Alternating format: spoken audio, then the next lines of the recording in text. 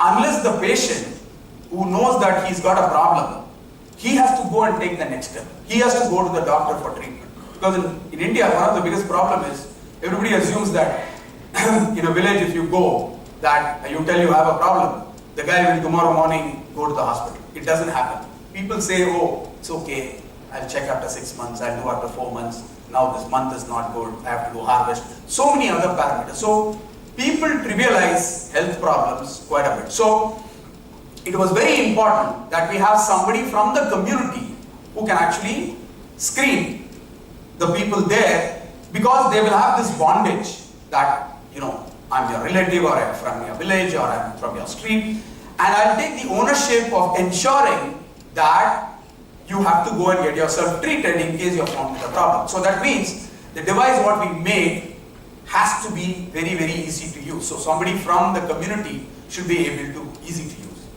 The third thing is, obviously, we cannot have a situation where people come to hospital. We need to go to people. So which means the device has to be mobile. Okay. Now, we also had a tricky situation, because when we say mobile, we all think handheld stuff, right? Or something which we hold. Apart from the technical things that a handheld cannot take a good image, you need dilation and all that, there's also a very important perceptual aspect which is very important, or behavioral aspect. When you actually, so even a person in the village, or even an illiterate person in the bottom of the pyramid, he has a perception of how an ophthalmic device looks like. So if you don't take an image in a device which doesn't look like an ophthalmic device, he will not take it seriously, the outlook. So you need to make the device look like an ophthalmic device, but at the same time, you have to make it portable. You have to take it on rough roads of India, and mind you, optical equipments are very sensitive. You can't move them from one place to another. So even if there's a small variation, you can't get good pictures. So this is what we thought, and this is what we decided to sort, and obviously cost has to be low. You know, that's a given. So we kind of created many products, starting with the one which does imaging of the retina. We also created one for the neonatals, which is called the Neo. Then had something called Flora, which does fluorescent angiography. Then we have a couple of products for refraction, which is your refractive power. So we went ahead and made all of that. Today we have about 2,200 installations across 26 countries, including developed countries like US and Europe. And our estimate is we have roughly touched lives of about 2.5–3 million people. Now, when we went and analyzed like a year and a half back, okay, we have now done that, we have made an impact, is it good enough, right? We really were looking at what were the people who are getting impacted with our device. We found that primarily these devices are sold to ophthalmologists. So people who came to these ophthalmologists were people who had access to these ophthalmologists, which is very important. Second is, these are people who had affordability, because in India, 90% of your healthcare is out of pocket. And more importantly, they had awareness. They had a feeling that there was something wrong with their eye. That's why they went to the ophthalmologist. They got their eyes checked, they found that there was a problem, and they got themselves treated. But then, as per the study done by many institutions, including Aravind, we found that people who have access, affordability in reaching these eye doctors are only 15% of the population. So if your goal is to eradicate preventable blindness, you can't be happy or satisfied by only looking at this 15%. You need to look beyond. You need to look at the balance 85%, where you may find 20–25% of people having an eye problem. So how do we do that? So that's when we started looking at what are the different ways of reaching people. Because ideally, normally you look at, if you make a ophthalmology equipment, you need to go and sell it to an ophthalmologist. So we looked at the overall landscape and found that, okay, India has 600,000 general physicians who are MBBS doctors but not ophthalmologists. So what is common is that when people go there, they go there with a health-seeking behavior. And they also go there with an intent to pay when you go to a GP, like it's a family doctor, right? Which is something similar what they do to an ophthalmologist, except for the fact that they go to an ophthalmologist when they know that they have an eye problem. So we were looking at why don't we convert this as a touch point to do eye screening rather than only restricting ourselves to eye screening at the ophthalmologist, right? So which means your market or touch point can multiply 30 times if you have to make, if you can do that. Okay, now saying this theoretically is very easy, but doing it is very difficult because ophthalmologists are used to buying equipment. Our equipments are ranging from 5 to 15-20 lakhs. So ophthalmologists are used to buying capital equipment. But general physicians, probably their biggest capital investment is a stethoscope or a thermometer, right? So they are not going to put 5 lakhs on an equipment. So we need to change the business model and we need to change the approach. And that is when we came up with this complete digital health platform. Now, again, if you see the chronology of events, this was something which was very normal and correct for us in our journey towards eradicating preventable blindness. But obviously it also has a lot of nice jargons like artificial intelligence, ecosystem, digital health platform, which all VCs and others find it very fancy. So it's very important for us to also have that. If you don't have, then you are not a good startup. So that way it also fits in. But in reality, if you really look at it, this is a perceptional change what we are doing, right? Earlier, medical devices was everything to us. We were a medical devices company, right? Today, when we make this a digital health platform, medical device is one of the components. It's not everything. So, what this actually does is, this is able to have patients coming to one place, you take images, you take all the data, it runs on an artificial intelligence platform which basically has, we have integrated with Microsoft, we also work with others like Google. So what it basically does is, as soon as the operator takes the image, it tells it whether it's a quality image which is good enough to be gradable or diagnosable for a doctor. And then it can actually segregate between a normal retina and an abnormal retina. And then the abnormal retina is sent to an ophthalmologist, and there is many ophthalmologists across the country who are in our platform.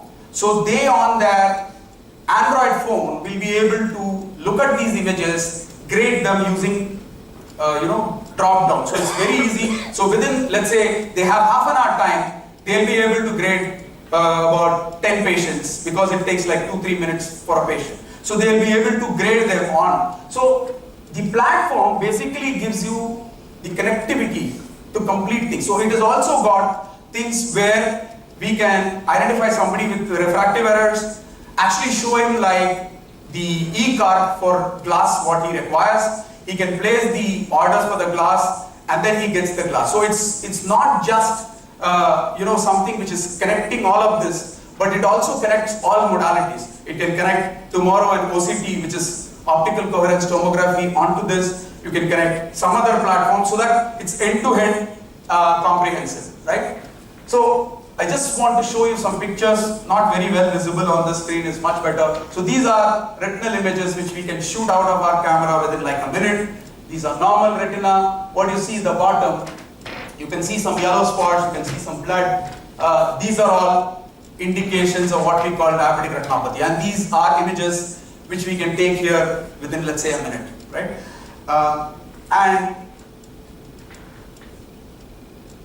And what we have done is we have also created a situation where we can screen not only in an ophthalmology setup, but we can screen in any place. And this is a picture. Over the last 3 years, we have been doing this in the Ganesh festival in Mumbai. This year, we screened 20,000 people in about 10 days. And these are people who came to worship Ganesh and not to get their eyes checked. But when they were screened, we found a very disturbing number of about 9% having a problem, which is a huge number, right? 9% of not diabetic patients, 9% of normal population, right? So this is a very, very disturbing number. And so the good part of it is the device is capable of doing all of this in these kind of harsh conditions. And just to also give you some kind of different ways where we take, you see that one on the extreme right, it's in Ramurthy Nagar, where people take it in a motorcycle like a pizza delivery. They go from one place to another, take the device out, put it in a school, screen people, send it to the cloud, doctor grades it, sends it back, and they go to the next place. So we have made lots of models because the goal is not just make devices, the goal is to reach people. And you have to find out innovative ways of reaching people. And obviously the digital health platform is enabling us to do. I just want to share one last slide. This is something which I think probably you can go and, this is live. So this is across Andhra Pradesh with the Apollo. We implemented this, we did the entire hardware, software. We have seen 500,000 people in 7 months in different CHCs in Andhra. And this dashboard gives you live. So as it happens, everything is on the cloud. People are given classes. So you see that roughly about 500,000 people have been screened, 350, 400,000 people have been given classes, 100,000 people retinal images have been taken, 20,000 people have been identified with issues. So they are directed for treatment. And you can actually, the best part of this platform is, you can actually drill down to the last CHC to identify where the patient is and give him treatment. So this is something which we are now deploying in many countries, not only in India, in many states, also in India. So one last slide before I end. I think the next journey for this is, as we move and take the retinal image which you saw, you also know that, or you would have heard that eye is a window to your body, and retinal images are a great biomarker for other systemic diseases, cardiovascular problem, nephrology problem, neurology problem. And a year from now or 2 years from now, you will find that people like us will be able to take the same image but interpret whether this person is at risk for cardiovascular issues or a stroke. And just to give you one example, already we have more than 50 plus installations with neurologists who are using this device not to detect an eye problem but a neuro problem. So because it is non-invasive, doesn't require dilation, you can put it anywhere you want and the interpretation can happen on the cloud, and if the patient is identified with an issue, he can be sent a message to go and get treated wherever it is. And you can follow up to ensure whether treatment reached to the patient. So with that, I'll conclude the...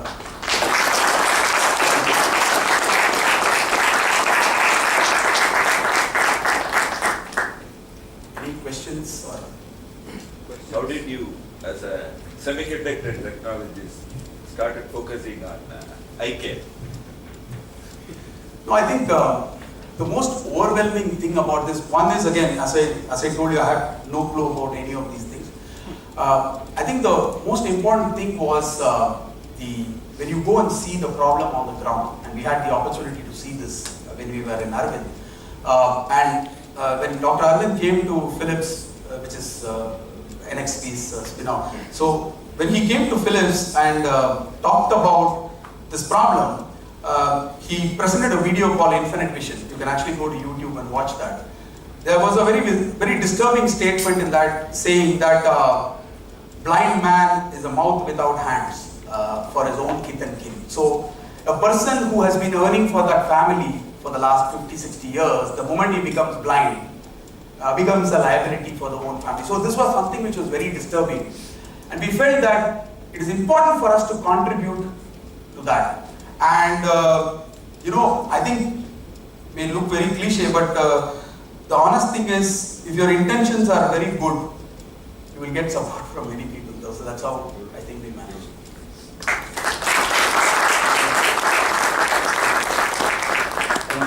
Just you see, I think it's really humbling what I noticed is, if you look at the whole presentation, never he talked about revenue, profit. Right. Did you observe that? This is really humanitarian, purpose-driven, mission-driven, and you can see the passion. I think it's wonderful. It's really inspiring. At the same time, very, very humbling. Thank you very much, Casey, for a wonderful session. I would request Madhu to give a small token of appreciation on behalf of PSP.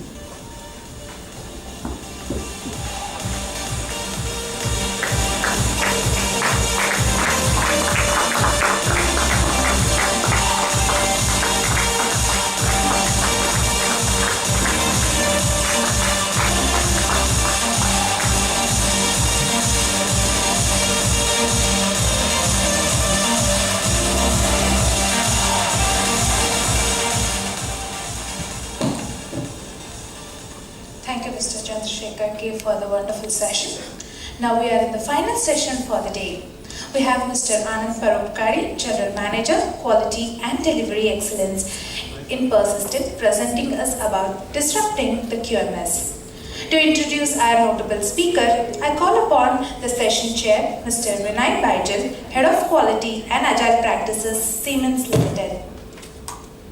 Mr. Vinay Baijal is a business transformer with more than 2 decades of result-oriented association with various organizations. He is a strategic thinker who has developed strategies to achieve operational excellence. These strategies have benefited organizations in their growth, sustainability, and business value creation.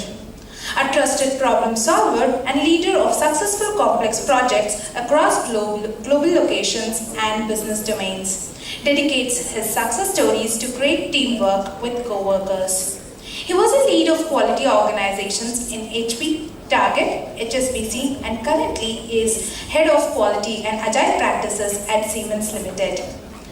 Please help me with the introduction to the speaker, Mr. Vinay Baijal. Thank you. So with 2 days spent, I'm sure that how many of you are quality professionals or associated with quality manuals and all that? Lovely. So what's the biggest worry you have now? How do we bring in all the knowledge in the last 2 days? When we're talking about innovation, we're talking about disruption, we're talking about changing the way we do business, we do development of softwares. So I'm sure that the biggest thing will be, how do we change our quality management systems? And some of you may be worried about it, I'm definitely worried about it.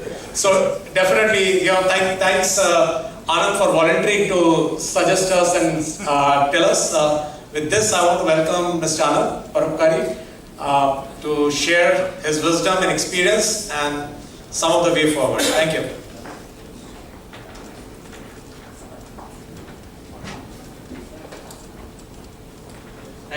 Thank you, Vinay. And good afternoon to everyone. Good afternoon. So after hearing so many presentations on technology, are you scared? Or are you excited? Both. Excited? And both? Yeah, true. So we heard so much of things about, the AI doing phenomenal things, machine learning, and other technological discussions over the last 2 days in the case studies. But how it would impact our QMS is equally important for us, because it's not just the technology, or it's not just the business that is getting disrupted. It's the entire thing, and the way we have looked up about the business and doing business is getting disrupted. And we quality professionals know better about QMS because it's the backbone of the entire organization that we have, right? So the disruption that we have into right now is not going to happen. It's like it's happening at this point of time, and to some extent it already have happened. My friend Puneet has found this beautiful image here, and probably he got it from the abstract. So big hands to Puneet for depicting the concept of the entire thought that I have in a one single image here, and it's very powerful. So QMS, is it relevant? Oh yes, it is going to be. And how it will look in future and what exactly the QMS should be is something that we have to reinvent for ourselves. when Manish opened the day today, he said, he quickly looked at the history of BasePin and said, we want to kind of stay relevant to the community, and we want to do more for the community. And Rinka, when he gave his, the founder of BasePin, when he gave a couple of opening thoughts for us, one was like, a lot of external complexities happening, and the internal complexities that we have, those are going to help deal with the external complexities. When we simplify the internal things and the processes, that is going to ultimately help us handle the external complexities. And another remark, and the thought that he left with us was to reinvent ourselves, right? And I think this is something very powerful message for us to kind of ponder upon and do something about it. So when we are talking about disrupting the QMS, it's essentially reinventing ourselves, right? And cannibalize what we have created over the years in the interest of staying relevant to the business and to do meaningful things for us, right?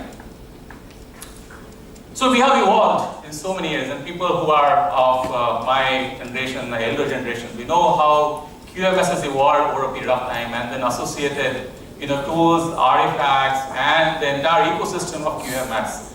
And there are so many things, it's not just one. The tools that we handled over a period of times have undergone dramatic change, and now we have plenty of things to deal with.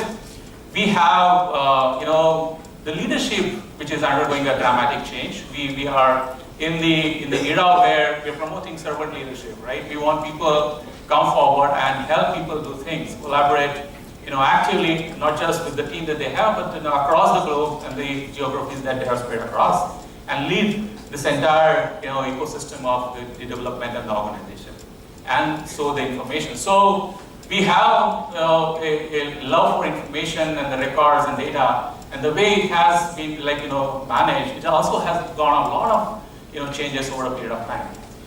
And it brings us to like the Industry 4, right? And we heard so many speakers talk about and elaborating what does it mean. Essentially, software is eating in the whole world, no matter what business you have, whether it's like pizza company, we have a phone company, or even a car company, right? The software is becoming the thing to handle the entire thing that you have and deliver the experience that the customer wants.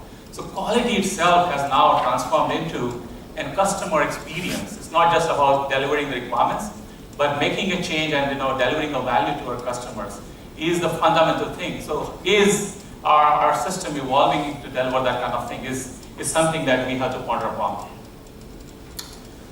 And our CEO, Dr. Anand Deshpande, he goes that whatever methodology we had in the past are not enough to deliver the software of the future, right?